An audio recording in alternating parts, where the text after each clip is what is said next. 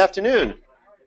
Good afternoon, everyone. Welcome to the DC office of the Arctic Research Consortium of the United States. My name is Bob Rich. I'm Executive Director, and I'm very pleased to welcome everyone here to the room and online. ARCIS has been working for more than 25 years to connect Arctic research across boundaries through communication, coordination, and collaboration. And for the last 4 months now, we've been doing this Arctic Research Seminar Series in Washington, D.C. We're a nonprofit consortium of organizations and individuals that are interested in advancing inquiry, discovery, and understanding in this important region of the Arctic and informing sound decision-making. This seminar series is designed to provide unique access to some of the leading research that's going on in the Arctic, and to provide this information to federal officials, members of the DC policy community, and the broader public interested in the changing Arctic. The ideas shared here represent the cutting edge of what we're exploring and learning up north, and also what it means for the U.S. and the rest of the world. For those of you in the room here, I'd encourage you to take a look at the materials that you were handed when you arrived. You should have received an evaluation form, which is very important. We'd like you to return that to us at the conclusion to the registration desk so that we can improve these seminars and continue to provide the best possible information and speakers for you. Also take a look at the information about ARCIS and the services that we offer to the research community and membership. We would love to invite you to become a member. All organizations of all different types are able to become members, agencies, academic institutions, corporations, nonprofits, and individuals can also become members of ARCIS as well. So hopefully you will take advantage of that opportunity. I'm happy to sign you up here, or you can sign up on our website at www.arcis.org. We're currently joined by 123 registrants online from throughout the United States and other countries, and just a short look through the list, I saw that we have people joining us from Canada, Denmark, Germany, Greenland, Hong Kong, Iceland, Russia, Sweden, and in addition to the 20 or so people here in DC. So for those of you on the webinar, my colleagues are available to answer any questions you have about ARCIS or about the seminar. They will forward them to me here in DC, so we'll be able to ask them at the conclusion of the presentation. You'll have the opportunity to submit the text questions, and the way you do that is by typing your questions into the question pane on the right-hand side of your screen, and then those questions will come to the moderators, and we'll be able to ask them at the conclusion. You can send your questions at any time during the presentation, and we'll collect them at that point. Whether you're here or online, we invite each of you to become an ARCIS member, so welcome to do that. And I'd also like to acknowledge our partners in the seminar series. The Consortium for Ocean Leadership, which is the organization that enables us to use this wonderful meeting space. Thank you also to the Polar Research Board of the National Academies of Science, Engineering, and Medicine for their assistance with planning and registration. And of course, I want to thank the National Science Foundation Division of Polar Programs for major financial support to ARCIS and everything we do, including this seminar series. So now, without further ado, let me introduce our speaker. Dr. Ted Schuur is a professor recently relocated to the Center for Ecosystem Science and Society at the Department of Biological Sciences at Northern Arizona University. He's done more than a decade and a half of field research in boreal and Arctic ecosystems and has more than 100 peer-reviewed publications in high-profile journals, such as Science, Nature, and the Proceedings of the National Academy of Sciences, as well as numerous book chapters, reports, and published abstracts in the Proceedings of Scientific Meetings. He has led dozens of grant proposals worth millions of dollars in support of this research and has won many awards, which I'm not going to go into all of them, but I would just point out the New Investigator Awards from NASA, the Andrew W. Mellon Foundation, and the National Science Foundation, and he's a Leopold Leadership Fellow, and is now an advisory board member of that program. Ted is a native of Michigan and graduated magna cum laude from the University of Michigan. He received a PhD from the University of California, Berkeley, and a National Science Foundation postdoctoral fellowship at the University of California, Irvine, before arriving at the University of Florida in 2002, where he reached full professor and remained into 2014. Ted's presentation today will be on the topic of regional and global implications of changing permafrost. Please join me in welcoming to the ARCIS DC seminar series, Dr. Ted Schuur.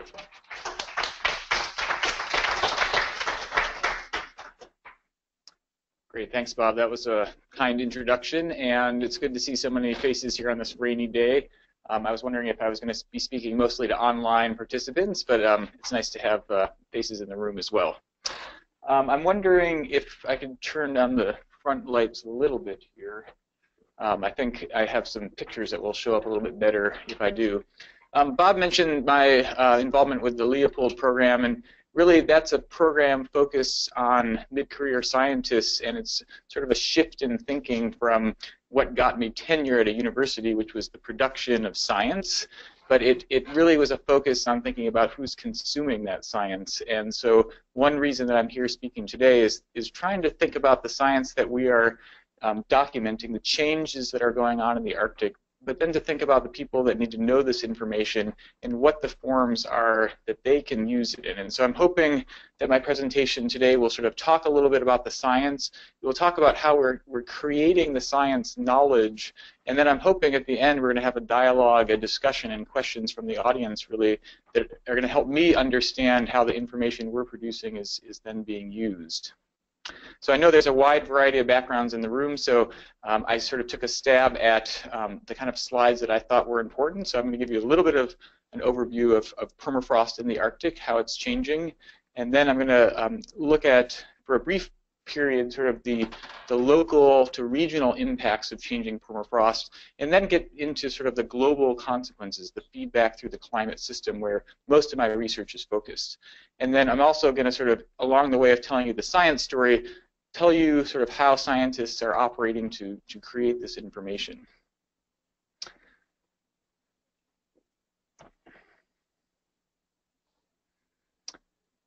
I'm representing both as a faculty member of Northern Arizona University, but I'm also the action team lead for Permafrost for the Study of Environmental Arctic Change program. And so I wanted to use that as sort of a starting point, thinking about the work that I'm going to talk to you about today. The SEARCH program is funded by NSF. It's a program that's been around for a decade, but every 5 years it goes through a renewal.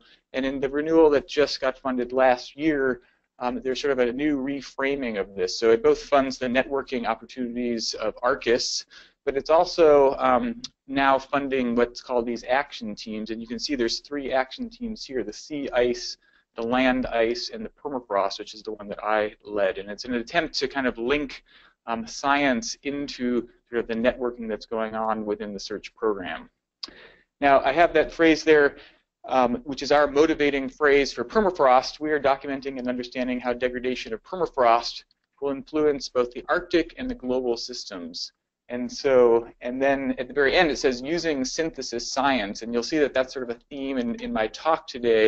I'm going to be talking about synthesis science, what I mean by it, and sort of what its value is. And synthesis science really is bringing together the primary literature, individual studies, into these higher level science papers that can kind of distill and broadcast that information. So that's a real focus of the Permafrost Action Team. It mentions both Arctic and global systems, so we're going to think about how changes in permafrost affect inhabitants of the Arctic. We're also going to think about how changing permafrost affects global society. So the Permafrost Action Team is just spinning up, like I mentioned. So it's building on a foundation in the past. So I have one icon. I think I'm going to try to use this mouse here as my pointer. Are you there, mouse? Yes. So we have one icon. That's the icon for the Permafrost Carbon Network. And so a lot of the science results I'm going to talk to you about today come out of the Permafrost Carbon Network. It's a group of scientists that are bringing together information about how the degradation of permafrost carbon influences climate. And I'm going to talk to you more about that feedback loop. But the Permafrost Action Team as a whole is going beyond just the topic of permafrost carbon. So we're also thinking about how permafrost influences infrastructure, ecosystem services, and essentially human well-being in the Arctic. And those are broad topics, and you can see on the slide that they're sort of dashed empty spots. So that's where we're sort of pushing in the future. And that's a big landscape. We know a lot of people are involved in those topics, including people in this room. And so we're hoping as the Permafrost Action Team to sort of partner with ongoing activities and sort of help facilitate that in the future. So that's just a little infomercial about what we're trying to do as the Action Team. Okay, so let me give you a little bit of a background. I sense that a lot of people here work in the Arctic. They're probably familiar looking at the Earth with the North Pole right in the center. There's many audiences that I show this to, and they don't know what planet I'm showing them. If you look at the North Pole, I think it's sort of intriguing. I wish I had my mouse. Where are you? Yes, Baffin Island, thank you. I always think this is a funny picture because I think, oh, Alaska's upside down here. But of course, we can pick out Alaska, and we see what's depicted on this map really is the distribution of permafrost. And so permafrost is perennially frozen ground, and it's distributed around the circumpolar north, and primarily Russia underlain by permafrost, Canada, Alaska, most of the Arctic nations have some permafrost. The deep purple colors show you that permafrost is everywhere. As you kind of go away from the North Pole and you go south, you get these lighter shades of purple where permafrost is in some places but not others. Overall, it's underlaying about 25% of the northern hemisphere land surface. So it's a big area underlain by permafrost, but it just happens to be in places where not many people are living.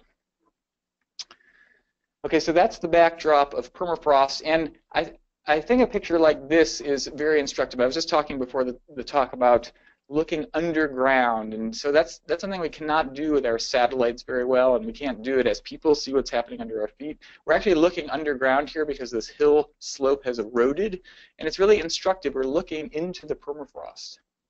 Now, if I could have you guys walk out of the seminar learning one thing, it would be the title of this slide. Permafrost thaws, it doesn't melt. You know, you have to think about it this way. So if you go home and you want to make dinner, you pull a hamburger out of the freezer and you put it on the counter, and you're waiting for that hamburger to thaw before you cook it. You're not waiting for it to melt. And the same is true with permafrost ground. Most of it is solid material. There's rock, there's sediment, there's soil. There is ice in the ground, but overall, permafrost scientists prefer this term. So that's the sort of take-home message for you to learn today.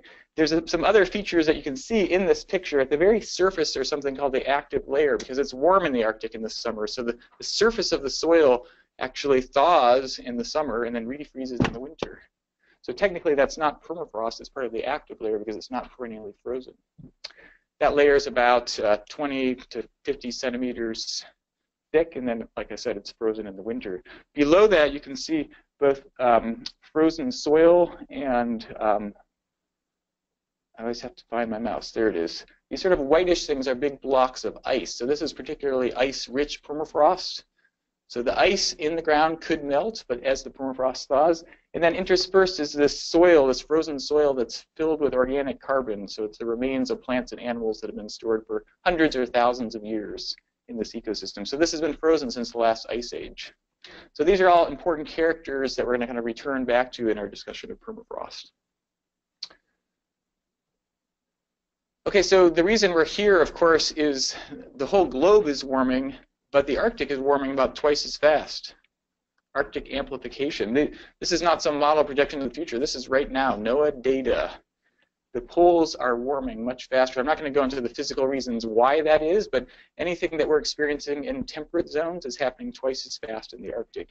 This winter, if you've been hearing the news, we had the sea ice maximum, which is in March, was the lowest extent ever. Alaskan temperatures never got cold. Lots of phenomena that kind of match this pattern. So if we go from atmospheric temperatures, we can ask what's happening to the permafrost itself. And this is a map showing, it's probably a little bit hard to see the details, it's showing the distribution of carbon, this organic carbon in the soil. That's the different yellow colors. And then the way we're monitoring permafrost temperatures with these boreholes, these holes in the ground where we can actually measure the temperature and detect changes over time. And so these are graphs from the GTNP network, the Permafrost Temperature Network, which document from the 70s until today increasing permafrost temperature that mirrors increasing global temperatures. So the permafrost is degrading and declining. These are all sort of deep in the permafrost. They're still frozen, but it's indicating that changes are happening. we have this data from a number of sites around the world, but unlike something like sea ice, we can't photograph this from satellite, so we don't have quite the global picture that we do with remote sensing, but we do have it from ground-based measurements. Okay, I want to mention one other phenomenon. This is sort of backdrop of how, so permafrost can get warmer, its temperature can increase. So if the air is getting warmer, the permafrost will get warmer. But you could also have this phenomenon we call abrupt permafrost thaw. And so there is a person standing inside this hole. Here's my mouse. If you looked carefully, I might have to use my laser here because of the, let me do that. I think the mouse is, yeah, so this will help the people in the room mostly, but there's a person standing in here, so you can see this giant space here was frozen, started to thaw, and then abruptly, sort of in one season, would have eroded away. So the degradation of permafrost can happen from global atmosphere warming the permafrost, but you can also have this rapid thaw in sort of these particular hot spots. And so if we think about this conceptually, we can think that if the air is getting warmer, if climate's changing, here we have our active layer. It causes an expansion of the active layer, so this top-down thaw. And then you have these big blocks of ice within the soil. So as the active layer expands, the ice melts, that water drains away. Actually, the ground will subside. So you have sort of a lowering of the ground surface. When the ground surface lowers, water can flow into it. And so you have to imagine this as sort of a two-dimensional slice. And then one day you can get complete erosion. This whole feature here sort of disappears as these processes happen. So here's another important thing to remember is every time we're talking about model projections of permafrost and we're talking about changes in the Arctic, they're entirely talking about these two processes. We know this happens, we know it's important, but we don't have enough process-based understanding to really map that across the Arctic. And so it's a big science gap that people are pushing on now, but a lot of what I'll talk about in sort of the projections are this, and you can imagine that all of this just makes everything go faster. Okay, so that's a little backdrop. That's your Permafrost 101. Why do people in the Arctic care? If you think about that permafrost ground, if you take away the ice that's in there and the ground is subsiding, that's affecting human infrastructure. So most of the people that are there, if your building is put on permafrost, you start to destabilize. And some of that destabilization happens even when the permafrost is still frozen. But if it goes from -6 degrees to -2 degrees, that will affect the engineering. So that causes runways to slump, it causes roads to degrade away. These are all effects that people are experiencing in the Arctic as permafrost temperatures change.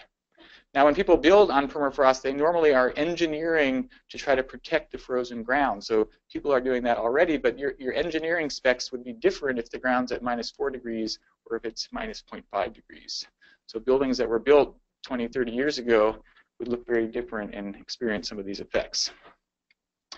Okay, so people living in the Arctic care, and so you can imagine this is a map of just Alaska, and so here's all the infrastructure built on permafrost, color-coded by how much permafrost is there. And you can see there's lots of infrastructure, roads, airports, Department of Defense installations, stuff that costs money to put there, and it's going to cost more money to mitigate the effects of changing permafrost. And this is from a 2003 report, but I was just talking to April Melvin. It sounds like there's some updates to sort of infrastructure at risk in Alaska in particular. So that'll be exciting to see what that looks like.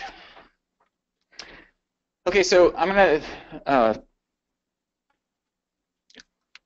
pull this up and just sort of boil it down on the science side. You know, what is really sort of the science questions that are out there? You know, we really want to know where that ground ice is. If I think of one weak link that's out there trying to understand these risks, it's where the ground ice is, how much of it. It's not the same in every place, and it really affects what's going to happen to the infrastructure. And then finally, I mentioned already that abrupt thaw process. We really, again, maybe can understand it on one site, but we have a hard time understanding it for the state of Alaska or at the country level. Okay, so I have some disclosure with the last bit of information, which is I own a cabin in Fairbanks, Alaska. It's built on permafrost, and that permafrost is degrading. And so every summer I go up there and have to re-level my cabin because it's like sinking in the back as compared to the front. So that's great for me. I really want to study this stuff, but why should people around the whole world care about changing permafrost? And the reason for that is that what happens in the Arctic is not just staying in the Arctic. And so sort of the bottom line message of the global implications of changing permafrost is that climate change, which we know is happening, might happen much faster than we think because of changing permafrost. Now, the reason for that, again, is not for the ice in the soil, but it has to do with that organic carbon that's stored frozen. And we get this kind of feedback cycle that's triggered by changing greenhouse gases. So we know that human greenhouse gases are causing things to warm. That's changing things in the Arctic where permafrost is thawing. So that organic matter, just like that frozen hamburger out of the freezer, it starts to actually break down by bacteria and fungi. They eat the organic matter when it's not frozen. And they're doing that as part of their normal metabolism, and they're releasing carbon dioxide and methane back to the atmosphere. Now, when we hear about changes in the Arctic, a lot of times you hear, methane, methane, methane. It's the important gas, but actually CO2 comes out about 1,000 times the amount that methane does. And so methane is a more potent greenhouse gas, but actually the impact on climate is going to actually come from both of these. It matters how much methane comes out. It also matters how much carbon dioxide does as well. It's a feedback loop because if you're adding more greenhouse gases, it's just making this thing happen even faster.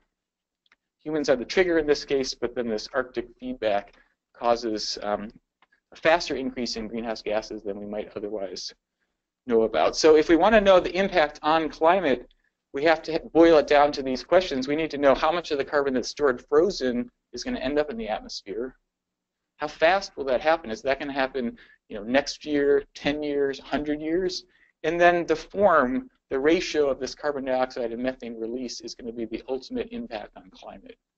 So those three things are real simple to ask, but then of course it's a lot of complicated science that gets you that answer at the scale of the entire Arctic. Okay, so that's sort of a backdrop of both local effects and this global effect. So of course, the climate's changing everywhere, and things that you hear about, like changing sea level and impacts on agriculture, all the effects globally are just made more extreme by this contribution back from the Arctic. So that's why it's affecting global society as well as the people that live there. So I'll step back and make a little pitch. I started out with this idea of creating the science knowledge, but then also getting it to end users. I brought a couple copies of our 5-year report from the Permafrost Carbon Network. I have a copy outside and one up here. But really the idea is that most people in this room probably couldn't read the papers that I'm writing.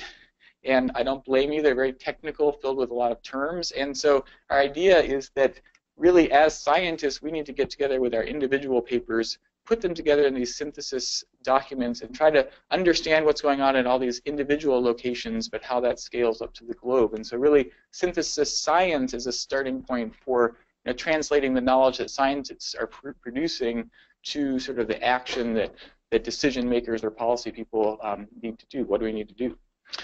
So that's what I've been doing as a scientist, trying to bring together information and sort of put it out there in a way that people can understand. Now, I'm going to show a few science results, and I'm looking a little bit at the clock, where this is where it's sort of the deep dive into a couple studies. The deep dive is about 4 slides with one sort of summary. So I'm going to go quickly, but I'll end with that sort of summary slide to show you the state of knowledge. I think as a scientist, you want to sort of know what it is we're doing out there. I'm going to just skip over this, but it's just sort of it's a pitch for why we need to sort of use synthesis science. It's essentially taking the individual literature and saying all this information under the curve is what is the knowledge, but we have to synthesize it in order to understand what it means. So I talked to you a little bit about the Permafrost Carbon Network where we're doing this, and there's a website that you can check out some of the specific science information that we've compiled.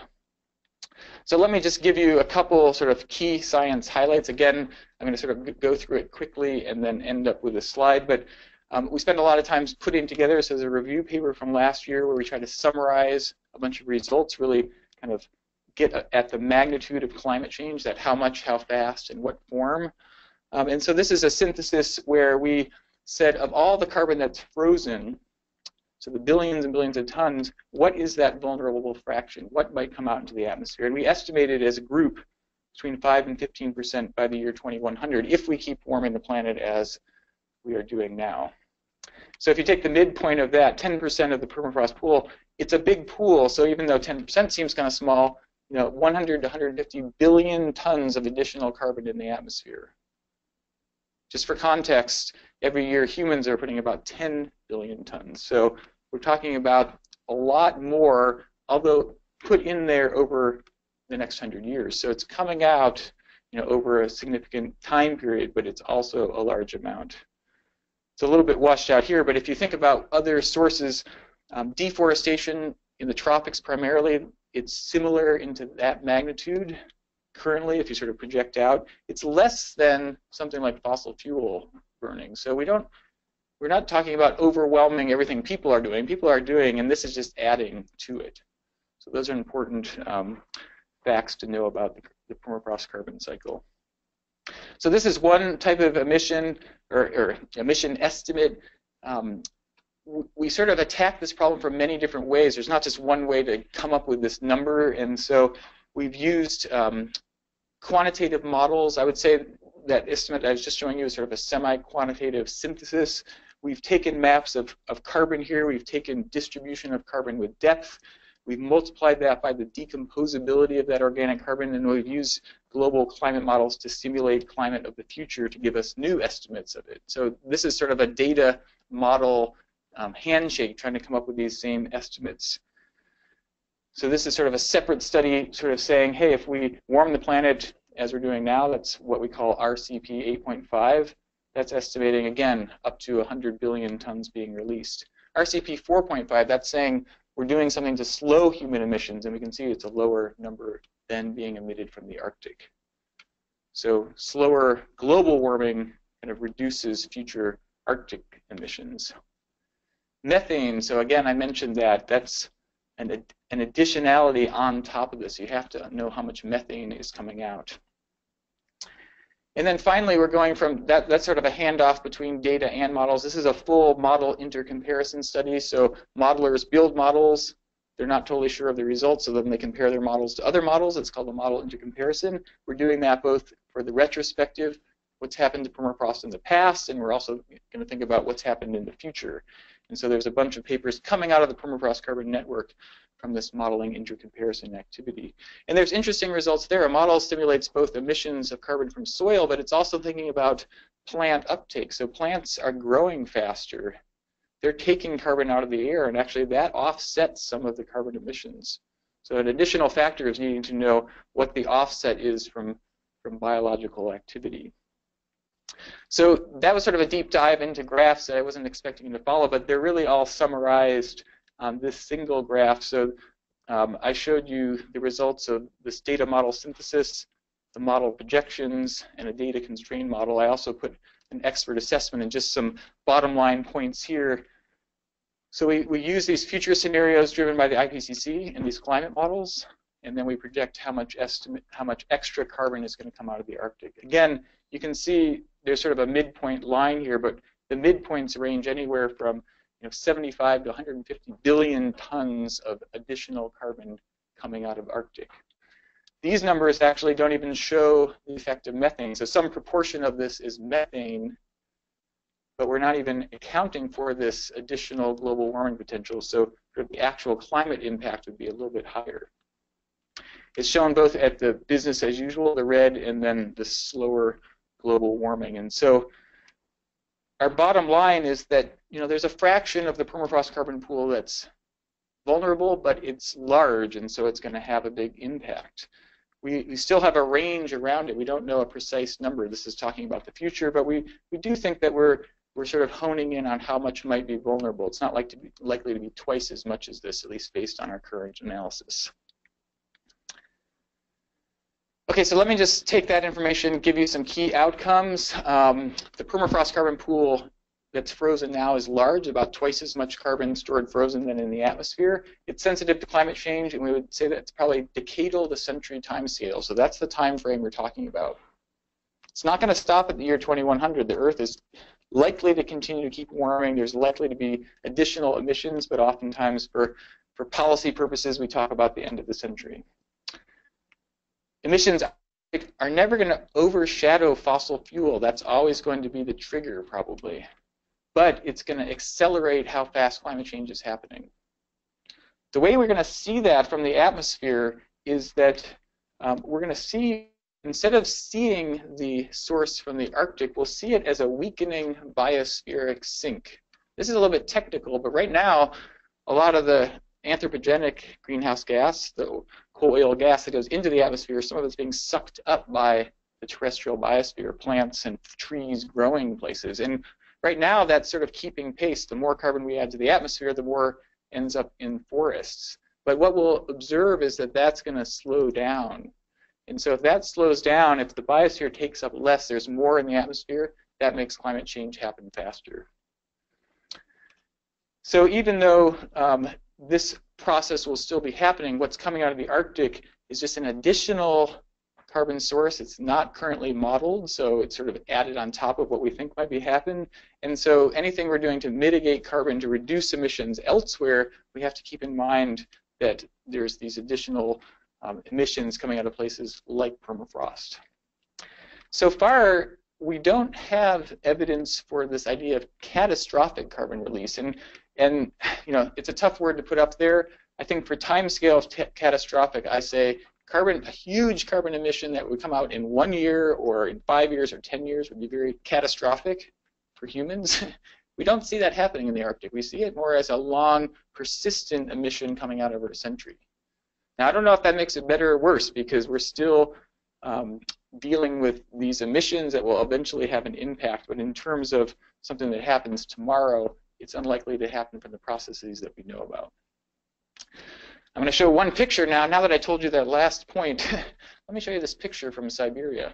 This picture is a giant hole in the ground. You might have seen it in newspapers. It's about 50 meters across, 50, and it goes deep. It's like a big cavern, and there's not a lot of sort of peer-reviewed science literature on it, but Russian scientists put down, you know, sensors and said there was elevated methane in there.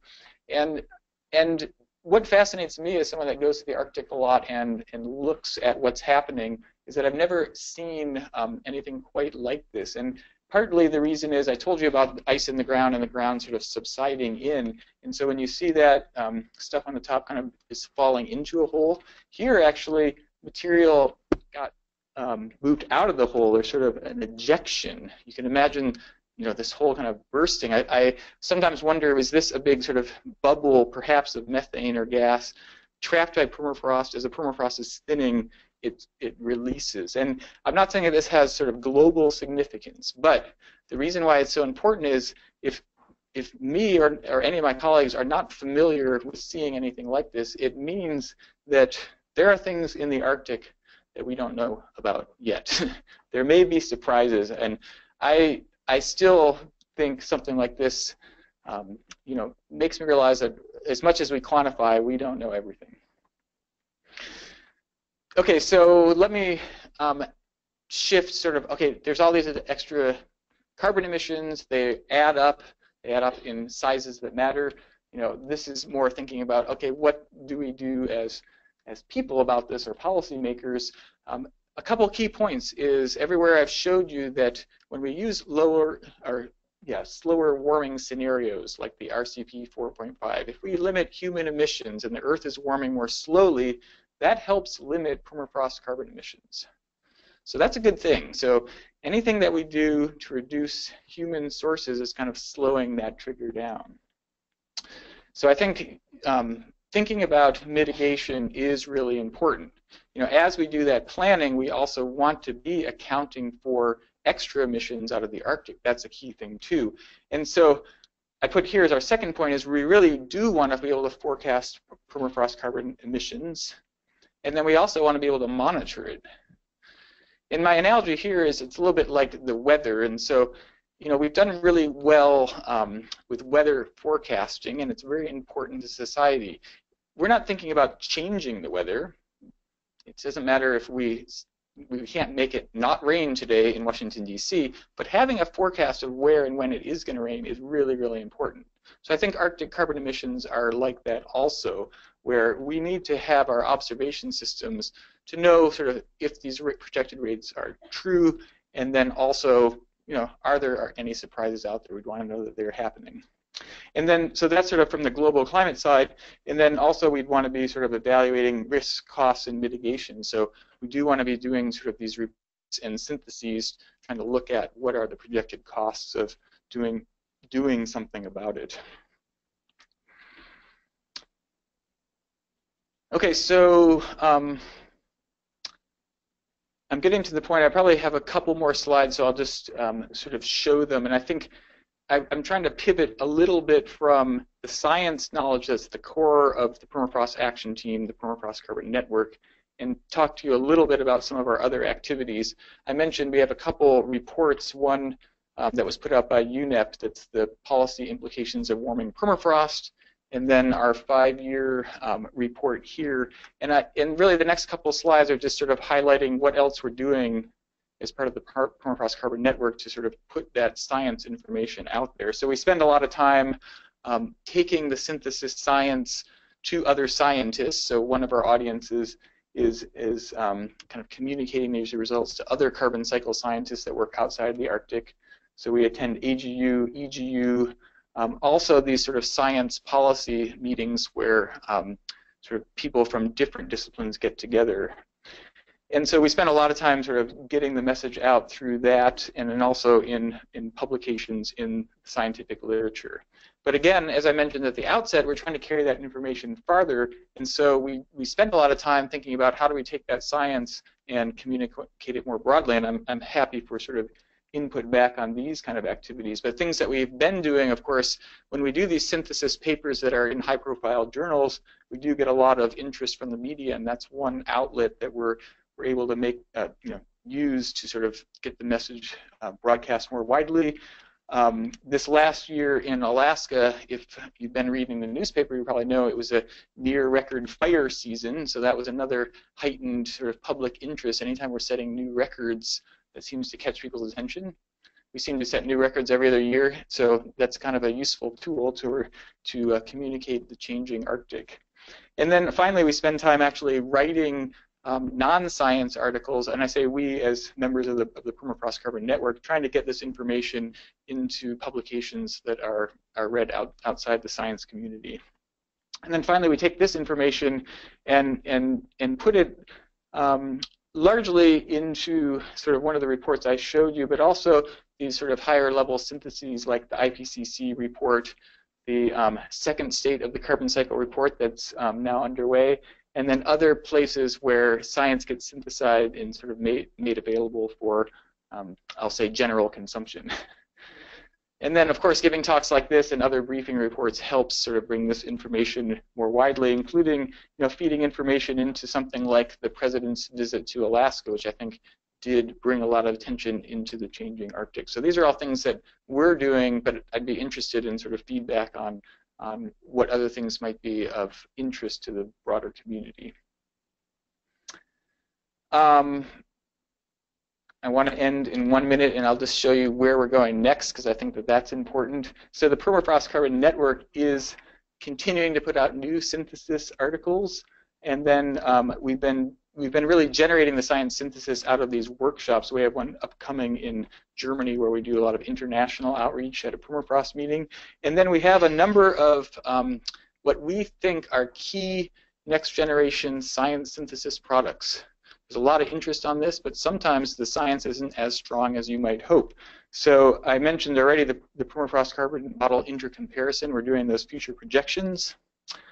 We've made tremendous progress on this question of abrupt thaw. We really need to get that moving forward, and I'm not showing you kind of the maps we've created out of it, but that's an important topic that I see sort of emerging in the next couple of years. And then methane, which I already talked about how important it is.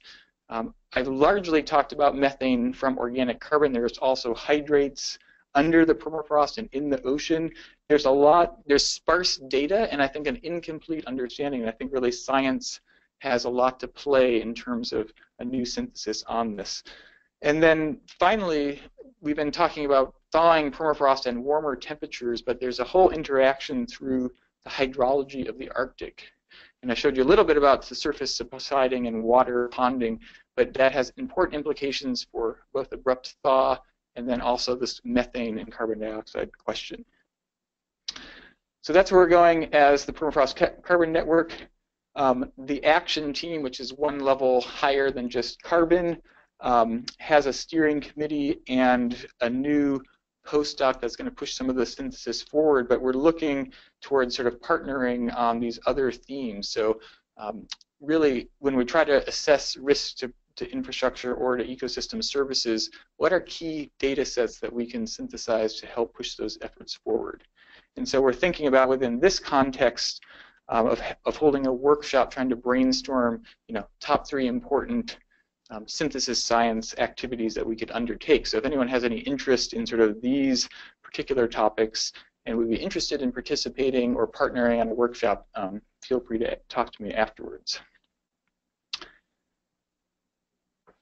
This is my final slide, and I think, yeah, I don't know if you can see this from the back of the room, but this is a good Alaska fieldwork picture because all these like bits of dirt and dust on the slide are actually mosquitoes flying around as we do our field work in Alaska, and because of all these mosquitoes, that's why we basically wear a moon suit to go out there.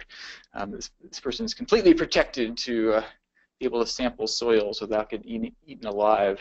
But this is just reflecting a little bit on why we built this science network, this synthesis network. Is really, we can think about taking observations, but I think the synthesis side of it, the human network, which are the scientists, bringing them together in this sort of active synthesis network has really added a huge component to actually making measurements, and sometimes we forget about that. And the way that that network worked is that it was really having a clear, coherent science question. What is the impact of changing permafrost carbon on climate that really brought people together?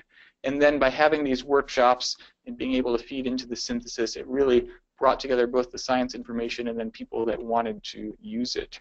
And now that we have this network, I think it's actually a great tool as people have new questions emerging. We've laid some of the groundwork, and then we're sort of ready to answer the next question when and where it emerges. So I will end on that note. I went a few minutes longer than I hoped, but I'm happy to answer questions from the audience or from the webinar more broadly. Thank you.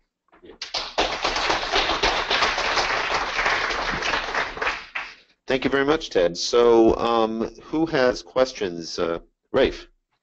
Please press the button on your microphone. And if you're online, please put your questions into the box on the right-hand side. Thanks.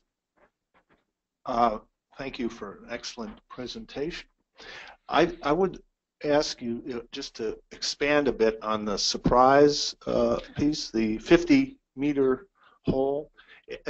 Correct me if I'm wrong. My understanding is there a possibility, and perhaps this is part of the future research, that, I mean, one form of methane release is out of the carbon in the soil. The question is, what's beneath the permafrost? Is the permafrost a cap for large quantities of methane, either in the form of just gas or hydrates or what have you? Yeah, so that is a good question, and in sort of the science that I talked about didn't get too much into hydrates. So hydrates being sort of the frozen form of methane ice that exists at low temperature and high pressure. So those are sort of deep in the ground under permafrost, and they're also in the sea bed. And I think the picture I showed you, it's not clear that of course is probably not organic carbon, but it could be sort of fossil methane, like you said, capped by permafrost. I think that picture sort of shows me that we didn't even know that thing was there.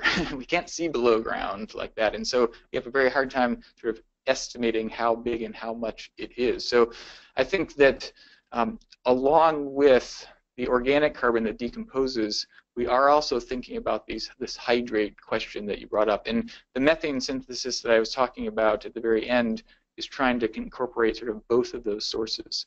I think we're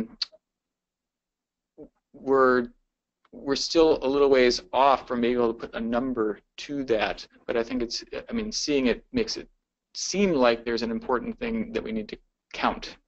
Can I just follow up and Yeah, say one of the things in the policy world, this would be an interesting question, which is, should there be an asterisk under the 2100 emissions for what is ultimately found beneath this sort of additional potential source of non-organic methane?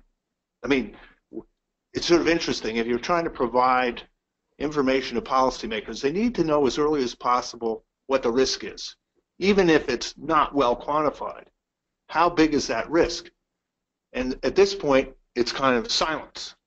And I'm just wondering, is there an alternative to that science that lays out what's being thought about? I don't want to take up too much time, but yeah, and that's a good point. Is if you look at some of our other synthesis work, we do try to say, here's what's measured and known, and we also try to put a fingerprint on the unknown. And you know, as a scientist, you want a number, but we don't leave it blank. I guess that's the point. And so I would think that we'd be taking that same approach for the methane budget. We don't pretend it's not there, but we also kind of put the limits of quantification. All right, let's see, John Farrell. Hi, Ted. Thank you for the talk. I have a question which is sort of knowledge to action question. You talked about providing information to the White House for the President's visit to Alaska, and the President focused a lot on a lot of coastal communities that are eroding and falling into the ocean. A lot of that's because the permafrost beneath them is thawing. So what I'm curious about is, for these communities, some of them have mayors, some have city managers, how is the work that the network is doing providing information to the responsible government agencies like the Army Corps and others so that they can assess the current state of the permafrost beneath these coastal communities and the potential places where they may relocate these communities? How's it being done on a very practical, local level? Yeah, so you asked a couple of things, sort of, you know, how is that knowledge getting to those people, but then you also asked about our particular network. And so I'll say right now, at least for the permafrost carbon network, we've taken sort of this global approach. And I think you can ask, there's always going to be an issue of scale, and so let's talk about communities knowing the ground ice underneath that. That's going to be sort of a scale of that community or that village, and so rather than sort of trying to understand the Arctic-wide ice content. And so I think our particular role is sort of providing the global view to that. But I mean, there are agencies and people that can provide sort of local information. So I think when we're talking about infrastructure, yeah, we're going to be talking about making measurements, you know, at that site, because we want to know if that airport or that house is under risk. So there's kind of two levels of science knowledge that are going on. I do think in a higher level synthesis, you can take information from places and build it up, but then you can't always sort of go from a global picture and say, okay, that community is going to, you know, have this risk based on its zone of permafrost. Right now, that's probably how it's happening. So we're using these large-scale maps and saying, okay, there's a community that's at some risk, but that's probably pretty far off from sort of the actual risk at that location. So that was not a great answer to scaling. Scaling is a great scientific question as well as a political question, but I mean, I think the thing about mitigating specific communities is that there is interest at that level of getting that information, and so, you know, that is going on. But basic research isn't being used for those specific types of things, or well, I wouldn't call it basic research at that point, but there are, you know, permafrost engineers that will go and core that site where they're going to build a building or where a village is and gather that information. Thank you. So I have a couple of questions online. One of them related to John's question. This is from Lisa Guy. It says, does permafrost thaw more rapidly near the coast where the temperatures might be more moderate? If so, are coastal communities more vulnerable to infrastructure damage from thawing ground than interior communities? That's a good question and also complex. So there's an interaction between receding sea ice and erosion and the temperature of frozen ground. So permafrost does warm the further south you are, and it's colder the further north. And then the recession of sea ice has exposed coasts to winter storms, and that's one of the primary kind of causes of erosion. I think even more so sort of than the temperature of the permafrost. So there's a complex interplay between those features, and so I think it's a little too simple to say that the marine communities are more at risk than interior, because it's going to depend on the latitude, the ground ice, and the climate that's changing. All right, so another question from John Ingalls. Do methane hydrates have a narrow temperature band where they destabilize or thaw, or is it slower over a wider temperature range, or do we even know? There is a temperature range that allows them to persist, so at low temperatures and high pressures. I think the one thing about hydrates that's helpful is that is deep in the ground, underneath the permafrost or underneath the ocean. And so if you think about changes that are happening in the atmosphere, those conceivably take longer to propagate that deep.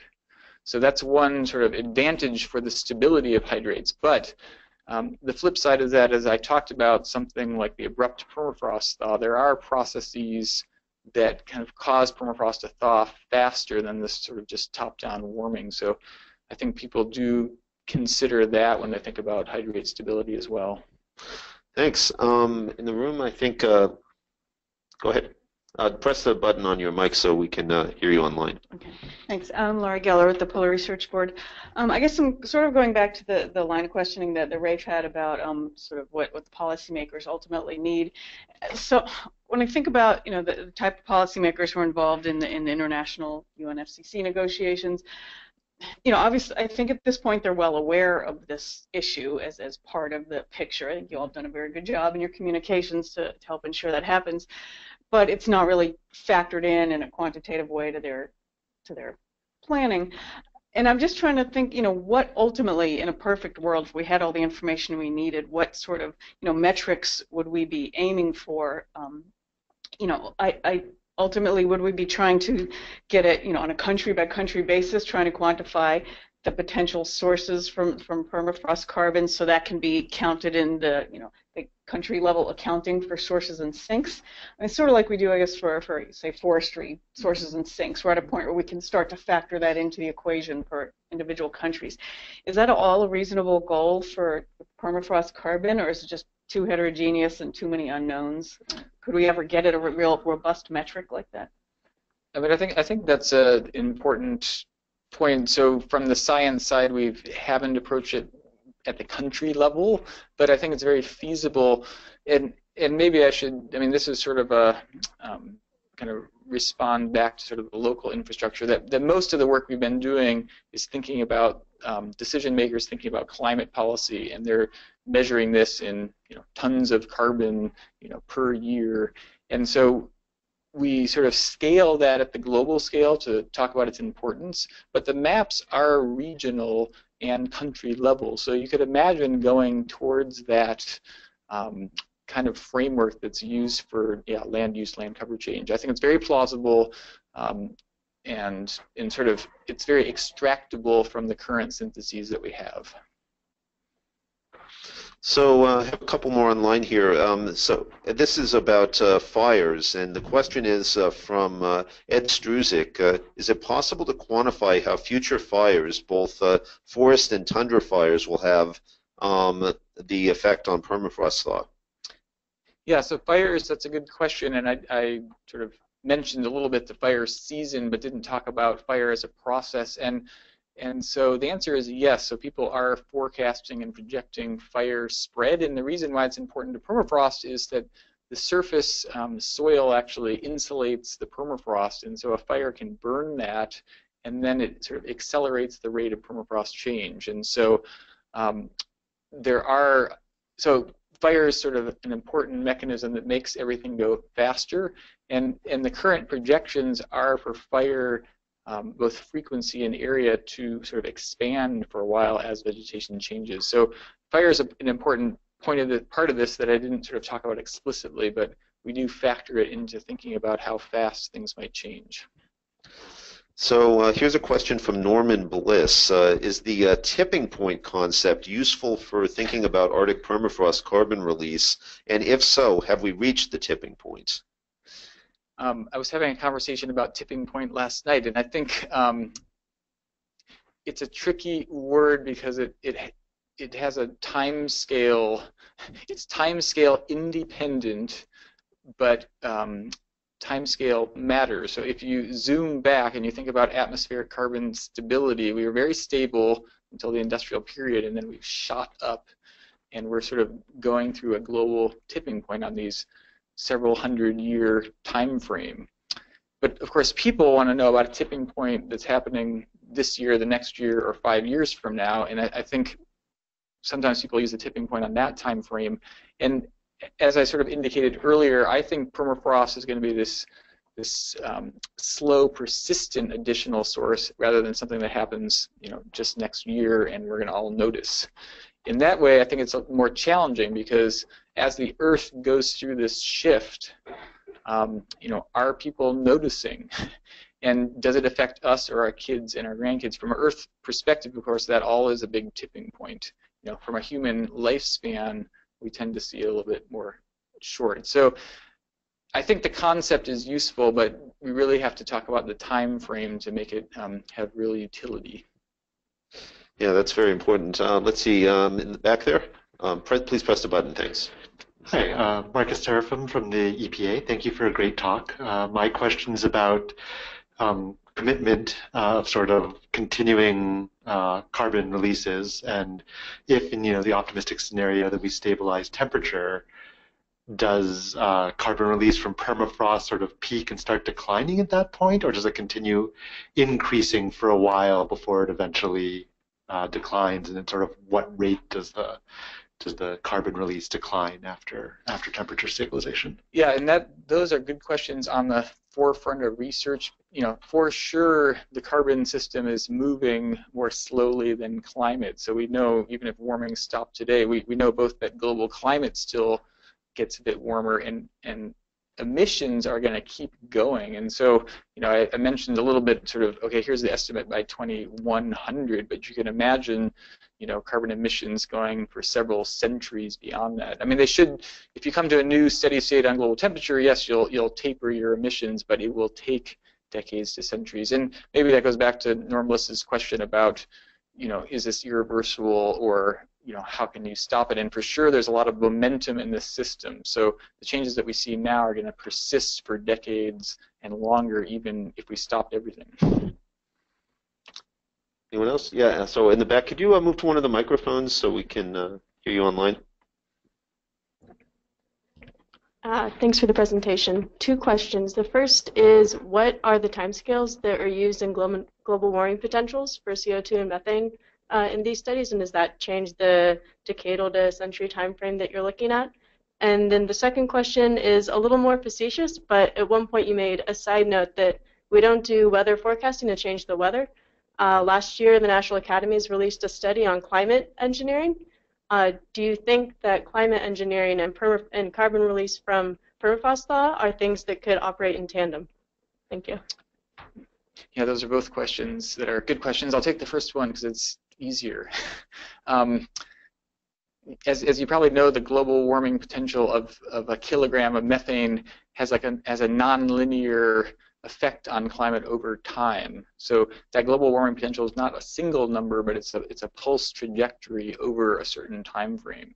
So we account for that in sort of our calculations. So the longer you look out, the less of effect methane has as it's converted to CO2, and so we use those trajectories when we sort of base our estimates on that.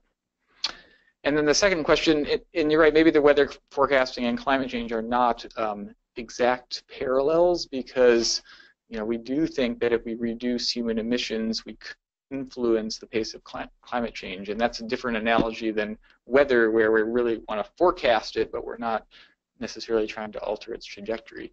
So I think in a system, maybe what I meant about the Arctic is I don't think going to the Arctic and directly trying to stop emissions there has much meaning, because it's sort of non-point source pollution, as it were. But understanding the emissions and kind of both observing them and forecasting will help us understand how much is coming out, and that will inform our mitigation actions elsewhere. So I think I have maybe time for one or two more. The question online here is from Giselle Bramwell. It says, what impact will increased rainfall and snowfall in the Arctic have on permafrost thaw? Yeah, those are good questions. As people are familiar with, the models do temperature probably better than moisture, and then in the Arctic you have a sort of added feature, which is the water balance of the Arctic is not only the input, so rain and snow, but more importantly it has to do with drainage.